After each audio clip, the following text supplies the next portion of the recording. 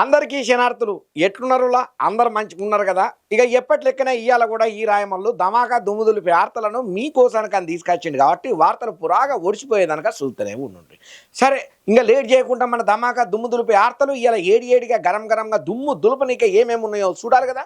చూద్దాం. దానికంటే మొదలు మీరు మన మెగా 9 టీవీ ధమాకా ఛానల్ను సబ్స్క్రైబ్ చేసుకున్నారా?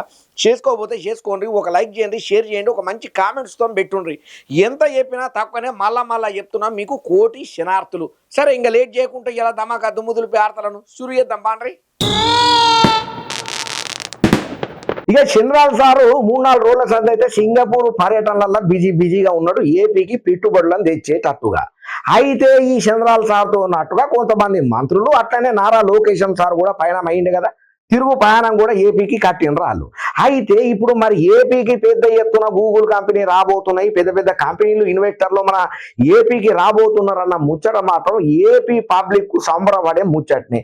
మరి చంద్రాల్ సారు లోకేష్ సార్ తెచ్చిన తీపి కబురు ఏందో చెప్తే ఎగిరి దూకుడు పక్కా. ఇక ఇప్పుడు చెప్పబోయే వార్త మాత్రం ఏపీ పబ్లిక్ సంబురాలల్లా ముంచెత్తే ముచ్చటనేనయ్యా. గూగుల్ సంస్థ ఏపీలో పెద్ద ఎత్తున్న పెట్టుబడులు పెట్టనీకే రెడీ అయ్యింది, కంపెనీ రాబోతున్నది, పెద్ద ఎత్తున్న డేటా సెంటర్ను ఏర్పాటు చేయబోతున్నదన్న ముచ్చట కూటమి సర్కారు చెప్పిన తర్వాత అక్కడి నుంచి పూరాగా అప్రూవల్ వచ్చిన తర్వాత బగ్గనే ఆనందపడబట్టినరయ్యా ఈ ముచ్చట ఎరికైన తర్వాత. ఎందుకంటే బాబొత్తే జాబొత్తదన్న మాటకు ఇది నిజం నికారస్గా తేట తెల్లమైన ముచ్చట అని చెప్పి మస్తు హ్యాపీగా ఫీల్ కాబట్టినరు. ఇప్పుడు ఈ ముచ్చట గూగుల్ కంపెనీ ఎప్పుడైతే ఏపీకి వస్తున్నదన్న ముచ్చట్లల్లా మరి కథ ఏంది కమానేసింది పురాగా వార్తలోకి పోతే $6 బిలియన్ పెట్టుబడితోని ఈ శాఖ కేంద్రంగా 1 గిగాబైట్ సామర్థ్యంతో ఈ డేటా సెంటర్ ను ఏర్పాటు చేయబోతున్నారయ్యా పెద్దలు. అయితే గూగుల్ మన ఇండియాలోనే ఇంత పెద్ద మొత్తంలో పెట్టుబడి పెట్టుడు ఇదే మొట్టమొదలంట. అంతేకాదు ఆసియాలోనే ఇంత పెద్ద డేటా సెంటర్ ను ఇంత ఎక్కువ పైసలతోని ఖర్చు చేసి నిర్మాణం చేసుడు ఇదే మొట్టమొదలట. ఇక ఈ డేటా సెంటర్ కు విద్యుత్ శక్తి అవసరం కాబట్టి దానికి సౌరశక్తి, సూర్యరశ్మి నుండి వచ్చే పవన శక్తి, గాలి నుండి వచ్చే కరెంటు కోసానకని చెప్పి $2 బిలియన్ ఖర్చు చేయబోతున్నారట. అంటే పర్యావరణానికి ఎటువంటి తక్లీఫ్ లేకుండా, హాని కలగకుండా కరెంటును తయారు చేస్తారన్నట్టు. ఇక భారతదేశంలోనే డిజిటల్ సేవలు ఏగవంతంగా శరవేగంగా ముందరికి పోతున్నాయి కదా. ఇక ఈ అవకాశాన్ని వినియోగం చేసుకోనికే గూగుల్ కంపెనీ ఇక ఈ పెట్టుబడి ఏపీలో పెట్టనీకే తయారయ్యిందట.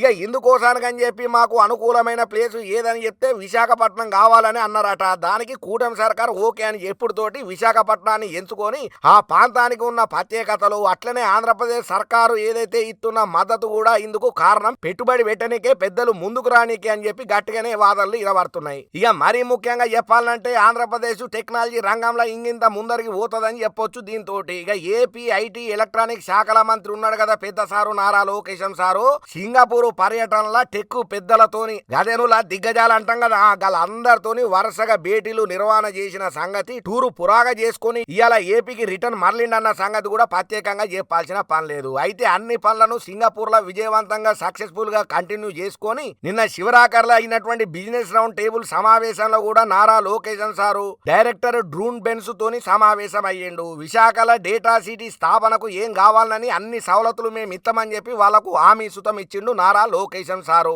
ఈలేనంత తొందరలా గూగుల్ డేటా సెంటర్ ను ఏర్పాటు చేసేటట్టుగా ఆలోచనలు చేసుకుంటా వాళ్ళకు కావాల్సినటువంటి సవలతులను ఇయ్యనికే నారా లోకేష్ సారు రెడీ అయ్యిండయ్యా. ఇక ఏపీ ప్రతిపాదనల మీద ఉన్నత స్థాయి సమావేశాలు చర్చించి నిర్ణయం మళ్ళొక పారి తీసుకుంటాం, ఫైనల్ అయితే అయిపోయింది ఆల్మోస్ట్.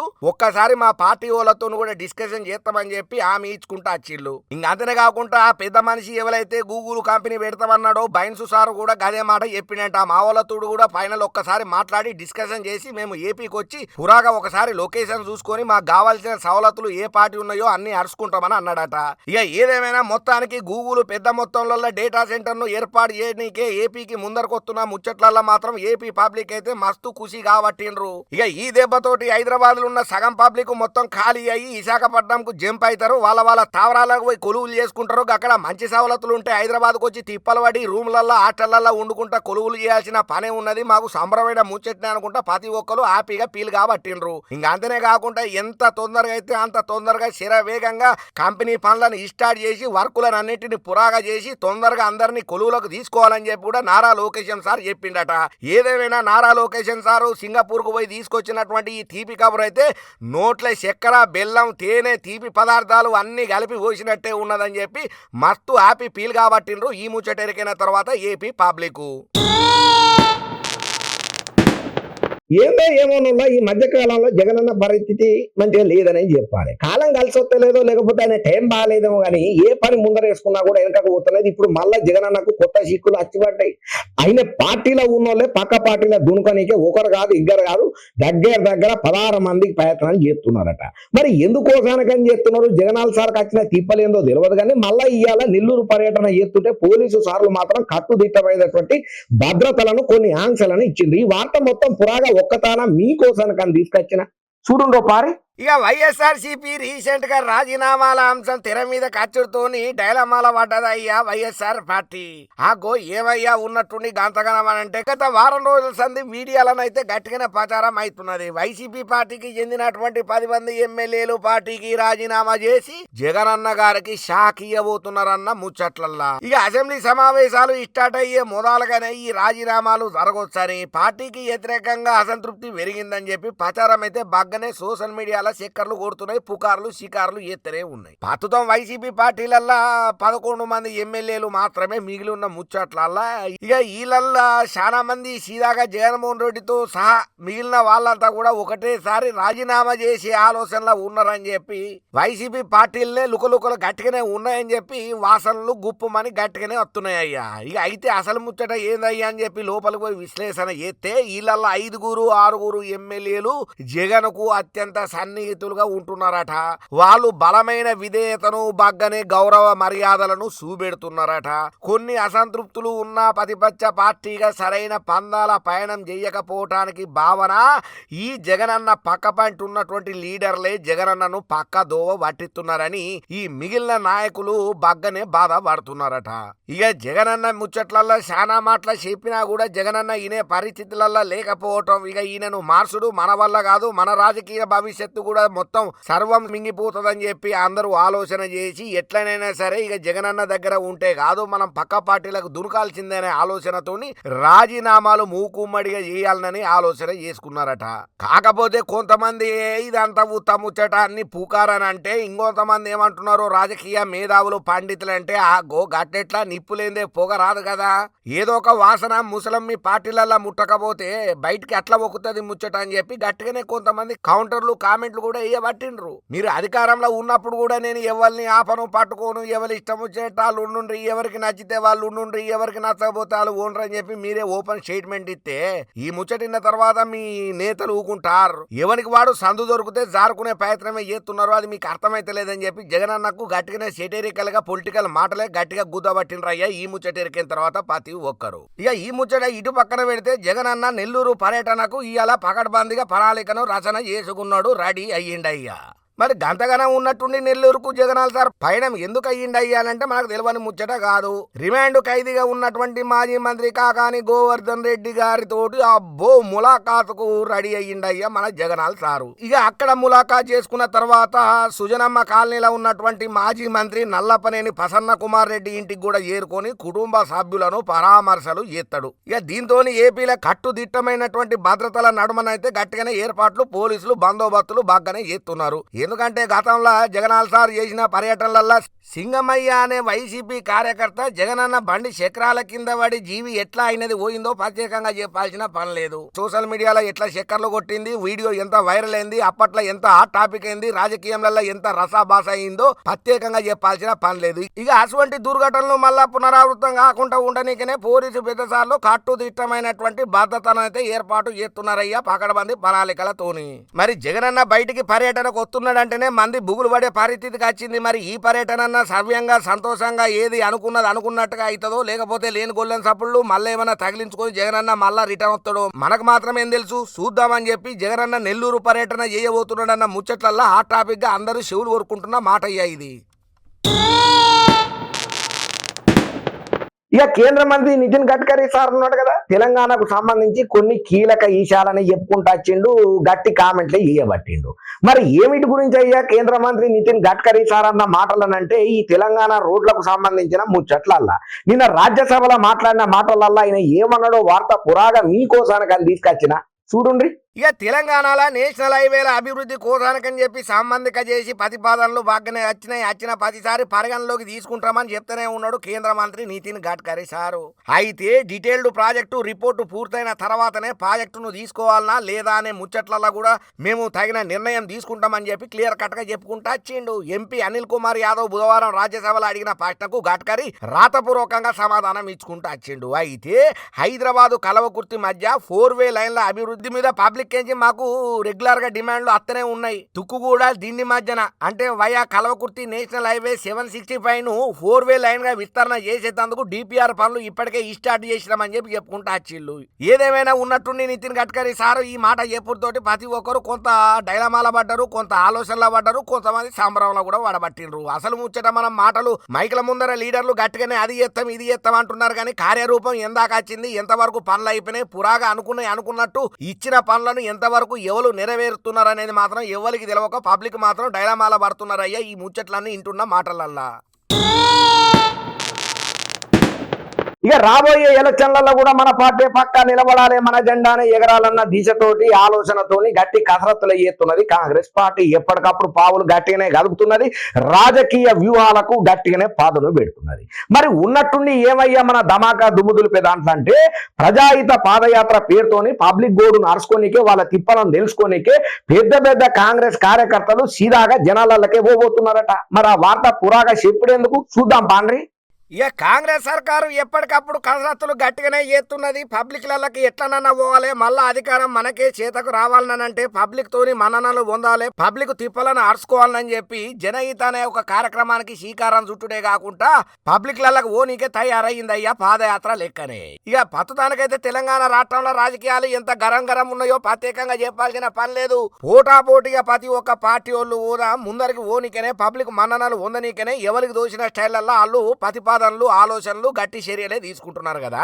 ఇక ఈ ముచ్చట్లలో కాంగ్రెస్ పార్టీ కూడా ఒక కొత్త కార్యక్రమానికి శ్రీకారం చుట్టింది, గదే జనహిత పాదయాత్ర.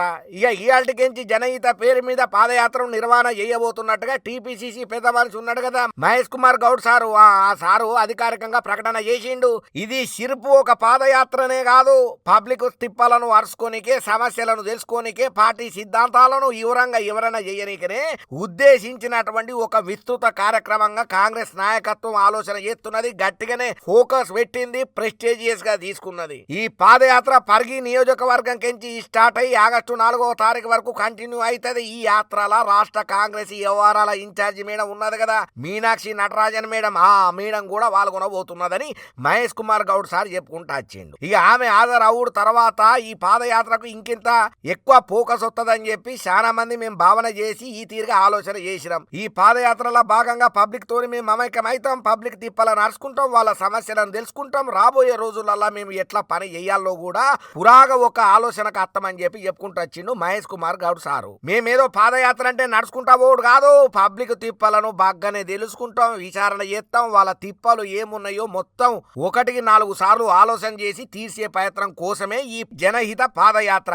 ఇక ఈ జనహిత పాదయాత్ర మొదటి దశ ఓడిసిపోయిన తర్వాత కాంగ్రెస్ పార్టీ బీసీ రిజర్వేషన్ల మీద గట్టి ఫోకస్ పెట్టబోతున్నది, దృష్టి సారించబోతున్నది. బీసీలకు 42% రిజర్వేషన్ల కోసానికని చెప్పి ఆగస్టు 5, 6, 7వ తేదీలల్లా ఢిల్లీలో పెద్ద ఎత్తున నిరసన కార్యక్రమాలను కూడా చేతబట్టబోతున్నాం. జాతీయ స్థాయిలల్లా కూడా ఈ అంశాన్ని లేవనెత్తి పెద్ద ఎత్తునే ఒక ఉద్యమం లెక్కనే తీసుకొని పోబోతున్నాం. బీసీల హక్కుల కోసానికని పోరాడుతున్నది ఏకైక పార్టీ కాంగ్రెస్ పార్టీ. అది ఎప్పుడే మా లక్ష్యం, బీసీలకు రిజర్వేషన్లు అచ్చుడే ఈ నిరసనల యొక్క ముఖ్య ఉద్దేశం అని చెప్పి మహేష్ కుమార్ గౌడ్ సార్ చెప్పుకుంటూ వచ్చిండు. ఇక ఢిల్లీ నిరసనల తర్వాత తెలంగాణ రాష్ట్రంలో జనహిత పాదయాత్ర రెండో ఈడతను కూడా ఈ స్టార్ట్ చేస్తాం, నిర్వహణ గట్టిగానే చేస్తాం, అందరినీ అరుచుకుంటాం, పబ్లిక్ లా తిరుగుతాం. ఇది రాష్ట్ర వ్యాప్తంగా ప్రజలతోని ఇంగింత సన్నిహిత సంబంధాలు మాకు మెరుగుపడనీకే ఏర్పరచుకోనికే రాబోయే ఎలక్షన్ల కోసానికి అని చెప్పి పార్టీని బలోపేతం చేసుకోనికే కాంగ్రెస్ చేస్తున్న ప్రయత్నం ఇది. మేము 100% పబ్లిక్ లా సక్సెస్ఫుల్ అవుతాం, విజయం సాధిస్తాం.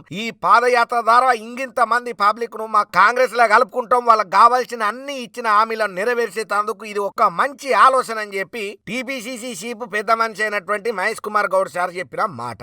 సరే పబ్లిక్ లల్లకైతే పోతున్నారు కానీ మరి చాలా మంది జనాలకి పోతే ఇచ్చిన గ్యారంటీల మీద కూడా అడగరనేది ఆలోచన అయితే లేదు, పక్కగా అడుగుతారు. మరి పెండింగ్ లో ఉన్నటువంటి ఇచ్చిన గ్యారంటీల గురించి మరి ఏం సమాధానం చెప్తారో అది కూడా ఒక పారి ఆలోచించుకోండి సార్ అని చెప్పి కూడా కొంతమంది పతిపచ్చ పూలు కారెడ్డాలు ఆడుకుంటా కామెంట్లు కూడా పెడుతున్నారు. ఇప్పుడు జనహిత పాదయాత్ర చేస్తున్న కాంగ్రెస్ పార్టీ ముచ్చట్లల్లా.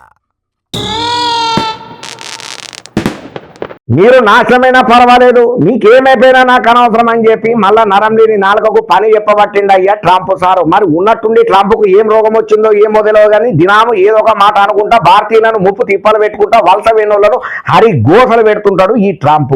మళ్ళా చూస్తేనేమో మోడీ సార్ తోటి గల్లె గల్లె మిలాయిస్తాడు, నా షెడ్డి దోస్త్ అంటాడు, నువ్వే నా ప్రాణము దోస్తు మీద దోస్త్ అంటాడు. కానీ అన్ని తుస్సు ముచ్చట్లు అని చెప్పి ఇప్పుడు ఈయన మాట్లాడిన మాటలల్లా క్లియర్ కట్ గా తెలుస్తున్న ముచ్చట.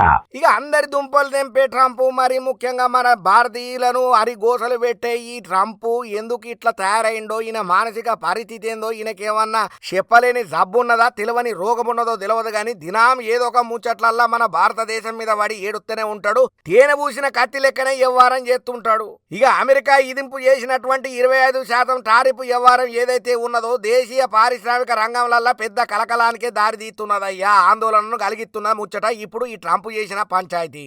డొనాల్డ్ ట్రంప్ చేసిన ఈ ఒక్క పగడనతోని పెద్ద ప్రకంపనలనే క్రియేట్ చేస్తున్నది. అయితే భారత వాణిజ్య విధానాలు రష్యాతోని సంబంధాల మీద అమెరికా అధ్యక్షుడు డొనాల్డ్ ట్రంప్ ఆయనకున్నటువంటి తీవ్ర అసంతృప్తిని అయితే వ్యక్తం బాగానే చేస్తున్నాడట. దిగుమతుల మీద 25% పన్ను విధించిన తర్వాత ఆయన సంచలన మాటలు మాట్లాడుకుంటూ వచ్చిండు. 25% టారిఫ్ విధించడానికి గల కారణాలను కూడా అబ్బో ఈ పెద్ద మనిషి బాగానే చెప్పుకుంటూ వచ్చిండు ఆయన అభిప్రాయాలను. ఇక ట్రూత్ సోషల్ అనే మీడియాతోని ఆయన మనసులోని మాటలను ఇసంగక్కే ప్రయత్నం చేసుకుంటూ వచ్చిండు. అలా ఆర్థిక వ్యవస్థలు కలిసి నాశనం అయిపోయినా పర్వాలేదు, ఏమైపోయినా నాకు అనవసరం. భారత్ తోని నేను ఎప్పుడు వ్యాపార సంబంధాలు తగ్గించుకోనికనే అధికంగా టారిఫ్ కు చేస్తున్నా అని చెప్పి ఇది ఒక కారణం అని కూడా చెప్పకనే చెప్పిండు. ఇన్నేళ్ల సంధి దాచుకున్న పెయ్యిల ఈశాన్ని కక్కబట్టిండు. ఇక ప్రపంచంలోనే భారత్ అత్యధిక పన్నులను ఇదిస్తున్నదని చెప్పి ట్రంప్ పెద్ద ఎత్తున విమర్శలు గుప్పన చేసుకుంటూ వచ్చిండు మన భారత్ మీద. ఇక భారత్ మీద 25% టారిఫ్ విధించడానికి నాకు చాన్నే కారణాలున్నాయి. దశాబ్దాల కాలంగా నా మీద విధించిన అధిక పన్నులు, వాణిజ్య పరమైన ఆంక్షలు, రష్యాతోని సైనిక రక్షక క్రూడాయిల్ సంబంధాలు కొనసాగించుడే ఇందుకు కారణమని క్లియర్ కట్ గా చెప్పుకుంటూ వచ్చిండు. ఉక్రెయిన్ తోని రష్యా కొనసాగిస్తున్న యుద్ధాన్ని ఆపాలనని ప్రపంచ దేశాలు కోరుతున్న టైంలల్లా భారత్ మాత్రం రష్యా నుండి క్రూడాయిల్ ను దిగుమతి చేసుకునుడు ఎంత మాత్రం సరి కాదని చెప్పి ట్రంప్ సారు ఆయన లోపల దాగున్నటువంటి విషపూరితమైన ఆలోచనను చెప్పకనే చెప్పిండు. ప్రధానమంత్రి మోడీ నాకు మంచి దోస్తు జాంజిగిరి జబ్బా అని అనుకుంటేనే భారత్ కు ఎన్నుపోటు ఓడిసే దిశగా అడుగులెత్తున్నాడు ఈ అందరి దుంపలు తెంచే ట్రంప్. అమెరికాతోని భారత్ చేసే వ్యాపారం చాలా తక్కువ. బ్రిక్స్ కూటమిల భారత్ సభ్య దేశంగా ఉండడం కూడా డొనాల్డ్ ట్రంప్ కు నచ్చుతలేదట. అది కూడా ఆయన అసహనానికి ఆగ్రహానికి కారణమైందన్న టాకు కూడా గట్టిగానే ఇరబడుతున్నది. బ్రిక్స్ దేశాలు అమెరికాకు వ్యతిరేకంగా వ్యవహారం చేస్తున్నాయని ఆరోపణలు గుప్పన గట్టిగానే చేసుకుంటూ వచ్చిండు. ఇదే టైంలో భారత్ల చర్చలకు నేను రెడీగా ఉన్నానని కూడా చెప్పుకుంటూ వచ్చిండు ఈ ట్రంప్. భారత్ ప్రపంచంలోనే అత్యధిక పన్నులు ఇదిస్తున్న దేశమని, ఇప్పుడు వాటిని తగ్గించనీకనే సిద్ధంగా నేను ఉన్నానని చెప్పి డొనాల్డ్ ట్రంప్ చెప్పుకుంటూ వచ్చిండు. చర్చల ద్వారా ఒక ఒప్పందం కుదిరిందా ఓకే, లేదా పన్నులు విధించినా ఈ వారం చివర్లో ఒక నిర్ణయం నేను పక్కాగా తీసుకుంటానని క్లియర్ కట్ గా చెప్పుకుంటా వచ్చింది. ఇక బ్రిక్స్ కూటమి మీద ట్రంప్ గతంలో కూడా విమర్శలు చేసిండు, ఇదేం కొత్త కాదు. బ్రిక్స్ దేశాలు అమెరికా డాలర్లు ప్రాబల్యాన్ని తగ్గించనీకనే చూస్తున్నాయని చెప్పి ఆయన ఆరోపణలు కూడా గుప్పన గట్టిగానే చేసిండు. ఇట్లా ఎత్తే ఆర్థికంగా ప్రతి దాడులు తప్పవని చెప్పి బ్రిక్స్ దేశాల మీద 10% పన్ను విధించే అవకాశం కూడా ఉండకపోలేదని చెప్పి హెచ్చరికలను సుతం జారీ చేసిండు. ఏదేమైనా ఈ ట్రంప్ ఎప్పుడొచ్చిండో గానీ అని దినాము ఏదో ఒక వార్తలల్లో ఉంటూనే ఉంటాడు, కాంట్రవర్సీలకు తెర లేపుతూనే ఉంటాడు. మరీ ముఖ్యంగా అక్కడ అమెరికాల వలసకు పోయినటువంటి మన భారతీయులను అరిగోసలు పెడుతుంటాడు, ముప్పు తిప్పలు పెడుతుంటాడు. మరి ఏం రోగం పాడుపడ్డదో ఏమో గానీ మళ్ళా కలిస్తే గల్లెగ్గలే మిలాయిస్తాడు, ముచ్చట పెడతాడు, జోకులు ఎత్తాడు, నవ్వుతాడు. మళ్ళా మన కోసమే పుట్టినట్టు బిల్లప్పులు కటింగ్లు ఇస్తాడు. కానీ ఈ దరిద్రపోటు గద్దె దిగితే తప్ప మన బతుకులు సల్లారవనుకుంటా ప్రతి ఒక్కరు కామెంట్లు కారెడ్డాలు పెట్టబట్టినరయ్యా ఇప్పుడు ట్రంప్ అన్న మాటల మీద. ఇక జూబ్లీ హిల్స్ లో మాగంటి గోపీనాథ్ సార్ అకాల మరణంతో అనివార్య కారణాల వల్ల సీటు ఖాళీ అయిపోయింది కదా. ఇప్పుడు ఆ సీటును మేమంటే మేము కైవసం చేసుకోవాలని చెప్పి అన్ని పార్టీలోళ్ళు గట్టి కాసరత్తులు ఎత్తున్నారు. మరీ ముఖ్యంగా కాంగ్రెస్ పార్టీలలో పెద్ద ముస్లిమే నడుతున్నది. జబ్బలు తొడలు జరుసుడే కాదు, హైకమాండ్ కు ఛాలెంజ్లు సుతం విసురుతున్నారు ఇప్పుడు జూబ్లీ హిల్స్ లో ఉన్నటువంటి సీటు కోసానికని. ఇక సీనియర్ పెద్ద నాయకుడైనటువంటి ఎవరైతే ఉన్నారో బీఆర్ఎస్ పెద్ద లీడరు మాగంటి గోపీనాథ్ సారు జూబ్లీహిల్స్ ఎమ్మెల్యేగా పదవి కాలం చేసే కదా. ఇక ఆ టైంలలోనే అకాల మరణంతో అనుకోకుండా గచ్చిబౌలి దవాఖానలలో జీవి పోయింది అయినది. ఇక ఆ పెద్ద సారు మరణంతో అనివార్యంగా మారినటువంటి ఉప ఎన్నికకు సంబంధిక చేసి కాంగ్రెస్ పార్టీ గట్టి కాసరత్తులనే చేస్తున్నది, కీలకమైన నిర్ణయాలనే తీసుకొస్తున్నది. ఇప్పుడు ఈ ముచ్చట పార్టీ వర్గాలలో పెద్ద శిర్సలు రచ్చలు గట్టిగానే నడుతున్నాయి. అయితే ఈ ఉప ఎన్నికకు ఇంకా 3 నెలల టైం ఉన్నది. కాకపోతే అభ్యర్థి ఖరారు ఎవరు చేస్తారో, ఎవరు అభ్యర్థిగా నిలబడతారో, జూబ్లీహిల్స్ స్థానాన్ని ఎవరు కైవసం చేసుకుంటారనే దాని మీద అన్ని పార్టీలోళ్ళు మల్లగుల్లాలు గట్టిగానే వాడుతున్నారు. అయితే ఈ సీటుకెంచే గతంలో 2023 ఎలక్షన్ల టైంలల్లో పరాజయం పాలైనటువంటి మాజీ క్రికెటర్ పెద్ద మనిషి ఉన్నాడు కదా అజారుద్దీన్ సారు. ఆయనే మళ్ళొక్క పారి ఆయన అదృష్టాన్ని పరీక్షణ చేసుకోబోతున్నాడు. గట్టిగానే హైకమాండ్ కు ఉత్తరాలు సుతం గట్టిగానే రాసిండు, రిక్వెస్టులను పెట్టుకున్నాడు. ఖచ్చితంగా నాకు ఆ సీటు ఇయ్యండ్రి, నేను గెలిచి తీరుతా, నేనేందో చూపెడతా, నా సత్తాను చూపి జూబ్లీహిల్స్ సీటును కాంగ్రెస్ కు తీసుకొస్తా అని చెప్పి మాట ఇచ్చిండట. ఇక ఇంట్లో కొంతమంది పేర్లు అయితే కాంగ్రెస్ పార్టీలో గుప్పమని వినబడుతున్నది. ఇంట్లో ఇంకొక పేరు ఫిరోజ్ ఖాన్ అనే పేరు పెద్ద సారథి కూడా వినబడుతున్నది. ఆయన కూడా గట్టిగానే చెప్తున్నాడు, ఈ పొన్నం ప్రభాకరు లోకల్లో ఉన్నోళ్ళకే ఇస్తానంటే నా ఇష్టం, నేను పోయి అప్పటికప్పుడు డబల్ బెడ్రూమ్ ఇల్లు సింగిల్ బెడ్రూమ్ ఇల్లు తీసుకొని నాకు ఒక భార్య ఉన్నది, 2 కుక్క పిల్లలు ఉన్నాయి, వాళ్ళతో నుంటా జూబ్లీహిల్స్ లా పోటీ చేస్తా, నేను సమర్థులను, కంటెంట్ ఉన్నది, నాకు రాజకీయ అనుభవం ఉన్నది, నేను మంచి సీనియర్ లీడర్ను, నేను జూబ్లీహిల్స్ సీటును గెలిచి కాంగ్రెస్ చేతిలో పెట్టకపోతే నా పేరు మార్చుకుంటానని చెప్పి ఆయన కూడా తోడగొట్టి సవాల్ చేస్తున్నాడు. ఒకవేళ మీరు అజారుద్దీన్ గాక వేరే వాళ్ళకి ఇస్తే మాత్రం నేను ఊకోను, తస్మాత్ జాగ్రత్త అని చెప్పి అల్టిమేటం వార్నింగ్లు కూడా ఇస్తున్నాడు. దీంతో సీఎం రేవంత్ రెడ్డి సార్ జోక్యం చేసుకొని ఎవరికి వాళ్ళు ఎవరికి ఇష్టం వచ్చింటాళ్ళు మేమే నిలబడతాం, మేమే గెలుస్తాం అనే ప్రకటనలు చేసుకుంటే ఎట్లా, మా అనుమతి ఉండాలి కదా, మా ప్రమేయం లేకుండా మైకుల ముంగట ఎవరు కూడా ఊదరగొట్టే ఉపన్యాసాలు ఇయ్యొద్దని చెప్పి వార్నింగ్లు సుతం ఇచ్చిండట. దీంతో కొంచెం సీనియర్ లీడర్లు వెనక్కు తగ్గినట్టే తెలుస్తున్నది. ఇక శివరాకరికి హైకమాండ్ అన్ని ఆలోచనలు చేసిన తర్వాత ఎట్టి కేకలకు అజారుద్దీన్ కే ఈ టికెట్ ఇయ్యాలి, ఎట్లయినా జూబ్లీహిల్స్ లో ఆయన నిలబెట్టి గెలిపియాలని బగ్గనే ఆలోచన చేసి డిసైడ్ అయ్యిందట పత్తుతానికి. మరి ముందు ఏం ఆలోచన చేసి మార్పులు చేర్పులు చేస్తారో మనకు మాత్రం ఏం తెలుసు. ఎందుకంటే ఈ రాజకీయంలలో ఏ టైంలో ఏమైతుందో ఎప్పుడు ఏమైతుందో ఎవరు చెప్పలేని ముచ్చట. ఇక ఇదే ముచ్చట్లలో రీసెంట్ గా చాలా మంది PCC chief Mahesh Kumar Goud sir ను కలుసుకొని కూడా వాళ్ళ వినతిని వినవించుకుంటున్నారట. సార్ మాకు ఎట్టనైనా జూబ్లీహిల్స్ సీట్ ఇయ్యండ్రు, మేము గెలిచి తీరుతాం, కాంగ్రెస్ ను నిలబెడతాం, జెండా ఎగరేస్తామని అంటున్నారట. ఇక ఇందుకు గాను కాంగ్రెస్ అధిష్టానం ఒకటే ఆలోచన చేస్తున్నది, మెజారిటీ పీపుల్ ఎవరైతే ఎన్నుకోవాలని అనుకుంటున్నారో, ఎవరిని నిలబెట్టాలని ఓట్లు ఎక్కువ ఉన్నాయో, పార్టీలలో ఎవరి పేరు పత్తావన ఎక్కువ ఇరవడుతుందో వాళ్ళకే జూబ్లీహిల్స్ స్థానాన్ని ఇయ్యాలని చెప్పి కాంగ్రెస్ సర్కార్ కూడా గట్టిగానే ఆలోచన చేస్తున్నదట. ఇంకోవైపు బీఆర్ఎస్ పార్టీ కూడా ఏం తక్కువ తినలేదు. ఎట్లనైనా మా లీడరు మాగంటి గోపీనాథ్ సారు అకాల మరణంతో పోయినటువంటి సీటును మనమే దక్కన చేసుకోవాలని చెప్పి గట్టిగానే కసరత్తులు చేస్తున్నది. మరి ఆ బరిలల్లో ఎవరిని నిలబెడతారు, జూబ్లీహిల్స్ సీట్లల్లో ఎమ్మెల్సీ కవితక్కని నిలబెడతారా, లేకపోతే కేటీ రామారావు సార్ను నిలబెడతారా, లేకపోతే ఇంకెవరినన్నా తీసుకొచ్చి నిలబెడతారా అనేది మాత్రం ఎవరికి నిలబడి ముచ్చట. బీఆర్ఎస్ పార్టీ మాత్రం కంకణం కట్టుకొని గట్టిగా బలంగానే దిగనికే చూస్తున్నది. ఇంకో పక్కన బీజేపీ కూడా వాళ్ళ ప్రయత్నాలు వాళ్ళు గట్టిగానే చేస్తున్నారు. ఏమైతుందో ఏందో తెలియదు కానీ జూబ్లీహిల్స్ పోరు మాత్రం గట్టిగానే పెద్ద రాజకీయ రసాభాస కాబోతున్నది. మరి శివరాకరికి ఆ జూబ్లీహిల్స్ సీటు ఎవరికి వస్తుందో, ఎవరు నిలబడతారో, ఎవరు గెలుస్తారో, పబ్లిక్ ఎవరికి పట్టం కడుతుందో, జూబ్లీహిల్స్ లో ఏ పార్టీని నిలబెడతాదో మనకు మాత్రమే తెలుసు. మన ధమాకా దుమ్ము దులిపే ఆర్తలల్లో మళ్ళా అప్డేట్ వచ్చేంత వరకు ఏడ్ చేద్దాం. కాకపోతే జూబ్లీహిల్స్ సీటు మాత్రం ఒక రసవత్తరంగా రాజకీయ శత్రుతలకు గట్టిగానే పదును పెట్టేటట్టుగా చాకచక్యంగా ప్రతి ఒక్క పార్టీ వాళ్ళు అయితే పావులైతే గట్టిగానే గదుపుతున్నారయ్యా. మొత్తానికైతే ఈ రాయమల్లు తెచ్చిన కాడికి ధమాకా దుమ్ము దులిపే ఆర్తలను పురాగా ఉరసగొట్టిండు. స్కిప్ కొట్టుకుంటా మీరు కూడా చూసిండ్రు కాబట్టి మీకు కోటి శనార్థులు చెప్తున్నాం. ఎట్లనైనా సరే మళ్ళా చెప్తున్నాం మీకు. మన ధమాకా దుమ్ము దులిపే ఛానల్ను కొంతమంది సబ్స్క్రైబ్ చేసుకోకుంటేనే చూస్తున్నారట. అట్ట చేయొచ్చునా? చేయొద్దు కదా. మీకు దండం పెడితే కడుపులో తలకాయ పెడితే జర సబ్స్క్రైబ్ చేసుకొని పక్కన ఉన్నటువంటి గంట గుర్తును గట్టిగా గుద్దుండ్రి. అట్లనే మన వీడియోలు మీకు నచ్చుతున్నాయి కదా, లైక్ చేయండి, షేర్ చేయండి. తక్కువ టైంలో ఎక్కువ ఆదరణ ఇస్తున్నటువంటి మీకు కోటి శనార్థులు మళ్ళా చెప్పుకుంటా. ఇంగిన్ని మంచి మంచి ధమాకా దుమ్ము దులిపే ఆర్తలతోనే నేను అతనే ఉంటా.